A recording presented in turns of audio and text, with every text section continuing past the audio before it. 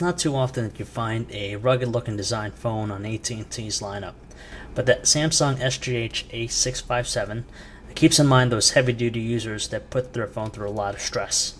It uses a simple candy bar form factor design with push to talk capabilities, but this phone was built to meet military specifications, meaning that if you drop it, it would probably withstand that fall. Additionally, it also could withstand some other stuff like dust, heat, humidity, and also radiation. Now, in truly making a durable phone, the simple candy bar form factor makes sense with the a657. The materials that they use is this really tough plastic outer casing, which is very strong and also protects the phone really well. The sides use this rib pattern to give it a really good grip in the hand.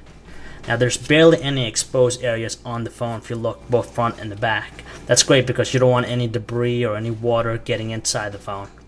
The dial and keypad is a little bit stiff to our taste, but you can see them pretty well. They're well sized.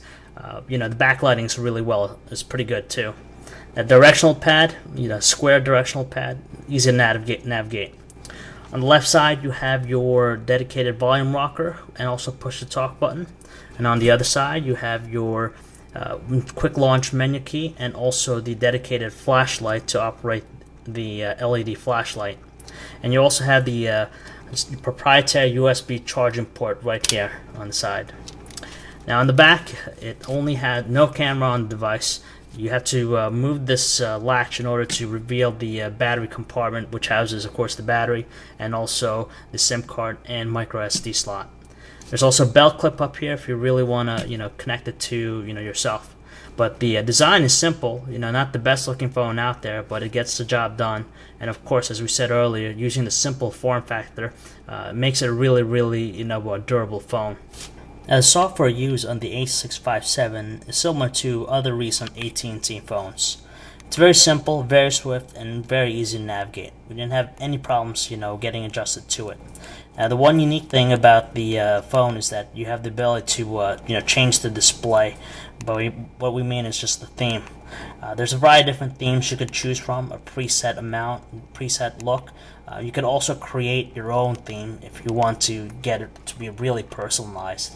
But there's two different options. You could do an easy or an expert. The easy is going to just give you a tutorial of what you want to change and modify with different patterns, different backgrounds, and different texts. But it's just great because it just gives you a different look from other devices. Web browsing on the a657 actually came out to be a surprising experience for us. It's powered by the NetFront browser, which does a great job of rendering pages and also loads it up pretty swift when compared to other phones we've recently reviewed. But we didn't have any issues just scrolling through the website either vertically or horizontally. Our only recommendation is that we just wish that there was a page overview to see the entire site in one screen, but it does a great job, and it's fairly usable. And making phone calls on the a657 was pretty much a breeze, thanks to the superb single speaker on the phone. And it's used for everything from phone calls to audio output for music listening, but it does a really nice job of conversing, using it for conversations. There's no crackling, no distortions whatsoever when making phone calls. Battery life was pretty decent too. We managed to get a pretty good standby time out of it, and we were just amazed after 3 days of normal use, we only had 1 bar down out of 5. So it does a pretty good job of that. After some time, we put the phone through a lot of different stress tests to see how durable it is. Now, thanks to the plastic that's used around it, it would manage to survive a lot of different impacts, from dropping it from a height of 5 feet on different material and different flooring, both carpeted and also tile. At one point, the phone fell flat first on the screen, and we were just amazed to find the phone still working perfectly. The SIM card didn't get dislodged or the battery didn't jump out, thanks to the lock mechanism on the back. We also put some weight on the phone. We stepped on it and kept our weight on it for a period of time before taking it off, and we were just amazed that this phone, even with the keypad, our foot against it, it still managed to work fine afterwards. We picked it up, tested it out, and still functioned fine after through all that. But just the materials that they use and just the simple form factor, like we said, no moving parts, no exposed areas on the phone, which does make it really resilient, to pretty much anything.